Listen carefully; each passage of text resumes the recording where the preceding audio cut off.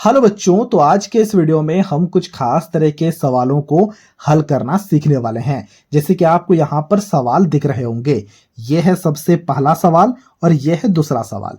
सबसे पहले सवाल में देखो काफी सारे चिन्ह दिए गए हैं, यानी कि यहाँ पर भाग का भी चिन्ह है, गुणा का भी चिन्ह है, जोड़ का भी चिन्ह है और घटाव का भी चिन्ह है। तो सबसे पहले हम क्या करें? क्या सबसे पहले भाग करें, घटाव करें, जोड़ करें या फिर गुणा करें? अक्सर हम यहाँ पर आके फंस जाते हैं।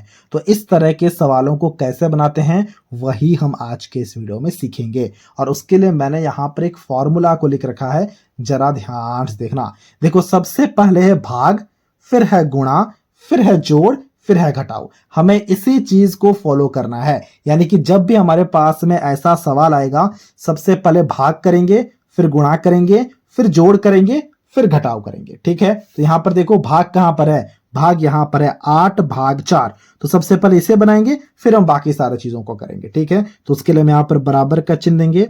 अब देखो यहां पर 8 भाग 4 का मतलब क्या? 4 से हमें 8 को भाग करना है, तो 4 से अगर आप 8 को भाग करोगे तो भागफल में क्या आएगा? 2 आएगा, क्योंकि 4 दूनी 8 होता है। तो हमने यहां पर 2 लिखा। 2 क्यों लिखा? क्योंकि हमने 8 भाग 4 को किया, फिर यहां पर जो आंसर आया 2 उसे यहां पर लिखा। फिर गुणा है, तो गुणा के लिए यहां पर गुणा ही लिखेंगे। बाकी सारा चीज तो हमने कुछ भी नहीं किया, तो जैसा है वैसे ही लिखेंगे। फिर देखो +4 है, तो +4 लिखा। फिर यहां पर घटाव 5 है, तो हम यहां पर हमने घटाव 5 लिखा। फिर भाग के बाद क्या करना होता है? देखो हमारे फॉर्मूले को, भाग के बाद हमें गुणा करना होता है, फिर जोड़, फिर घटाव। तो गुणा करो, गुणा कहां है? देखो यहां पर गुणा है, 2 गुणा 3। गुणा करो, क्या होगा? 2 गुणा 3, 2 गुणा 3 6 होता है, +4, ठीक है, -5, क्योंकि हमने इसे छेड़छाड़ नहीं करना है। फिर हमें क्या करना होता है ना? फिर हमें जोड़ करना होता है। तो 6 + 4 करो, 6 + 4 क्या होगा? 6 + 4 10 हो जाएगा।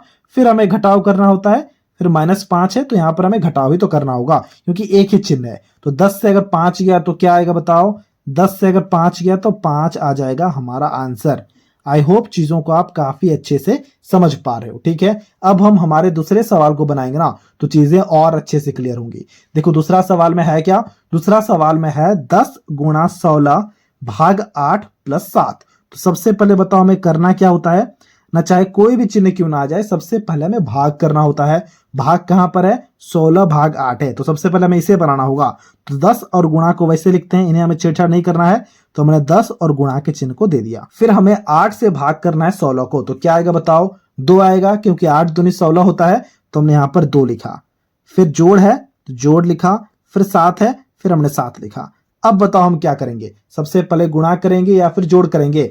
देखो भाग हो जाने के बाद हमेशा हम देखते हैं कि गुणा है कि नहीं।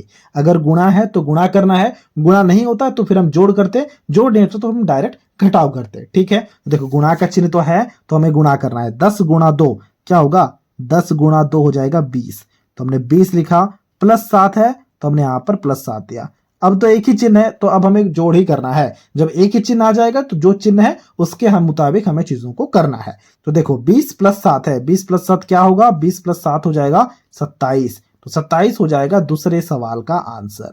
देख पा रहे हो कितना आसान है? बहुत ही ज्यादा आसान है। तो इसी प्रकार से अभी आपके लिए एक सवाल होगा, जिसे अभी आपको खुद से बनाना है और इसके आंसर को हमसे कमेंट बॉक्स में शेयर करना है। सवाल है 10 गुणा 10 भाग 10 जोड़ 10, फिर हमें घटाव भी 10 का ही करना है।